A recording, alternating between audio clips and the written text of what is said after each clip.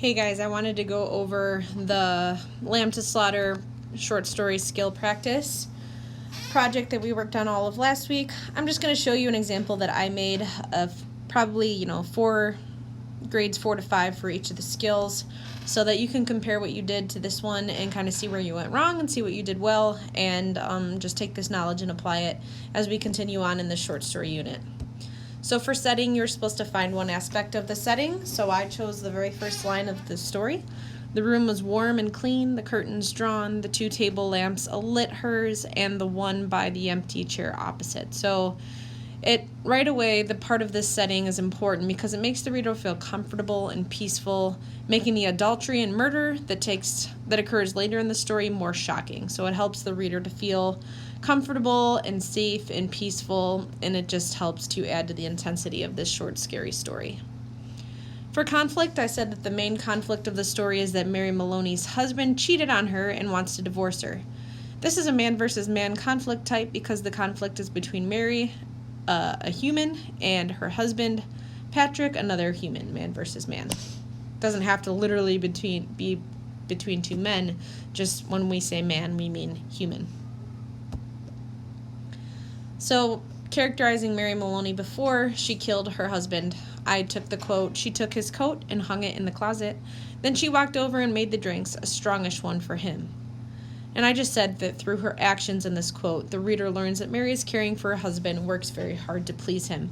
And we saw this in many other things that she did for him as well, not just this quote alone.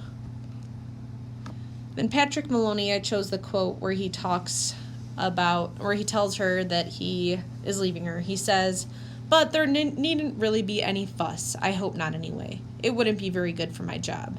So after he tells her that he's leaving her and divorcing her, he says that you really shouldn't make a fuss about it though, because it wouldn't be good for me. So through his speech, that part of Steele, the reader learns that Patrick is disloyal, selfish, and inconsiderate because he left his wife and only cares about his self-image at the police station. And then Mary Maloney after the murder, I chose the quote, how she's talking to the detectives. "You must be terribly hungry by now because it's long past your supper time, and I know Patrick would never forgive me, God bless his soul, if I allowed you to remain in his house without offering you decent hospitality. Why don't you eat up that lamb that's in the oven? It'll be cooked just right now. Just right by now."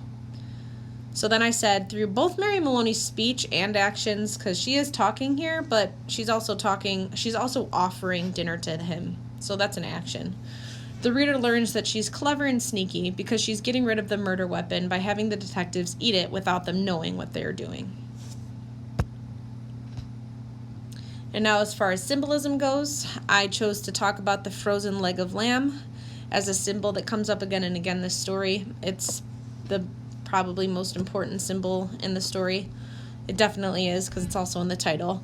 And I just analyzed it by saying a lamb typically represents innocence and gentleness. And Mary Maloney was innocent and gentle until her husband told her he was leaving her and said that he was going out. So this knowledge broke her innocence and ignorance and brought her to murder her husband. Roald Dahl meant it to be ironic, kind of, funny, and show how Mary herself transformed from a goody-two-shoes housewife to a clever murderer. No longer is she that innocent lamb of a character. For inference, we were supposed to analyze just exactly what Patrick said by making inferences. So I said that even though Patrick Maloney did not plainly say it, I believe that he told Mary that he cheated on her and that he is leaving her because he said, "I know it's a tough time telling you this, and I'll give you money and see that you're taken care of." The contrast and contradiction I chose to talk about is when Mary Maloney is introduced as a gentle, caring, and serving wife to her husband, Patrick Maloney. However, she surprises everybody and brutally murders him after he tells her that he is leaving her for another woman.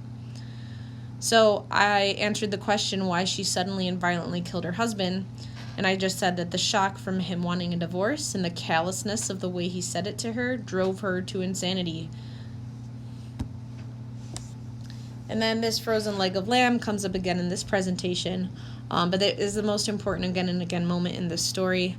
And just in the beginning, it foreshadowed how she might use it as a weapon, but as the story goes on, the repetition of the lamb emphasized what I talked about earlier, how she transformed from a gentle wife to a clever and powerful murder in only 10 minutes.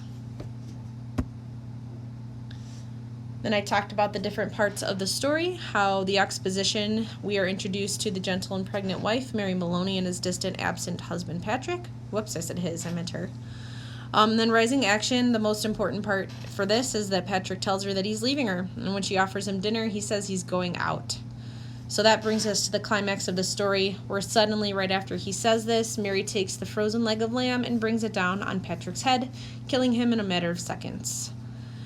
Following action includes her coming up with the plan to look innocent and protect herself and her unborn child by going to the grocer to shop for dinner, making everything look normal, coming home, and calling the police detectives over.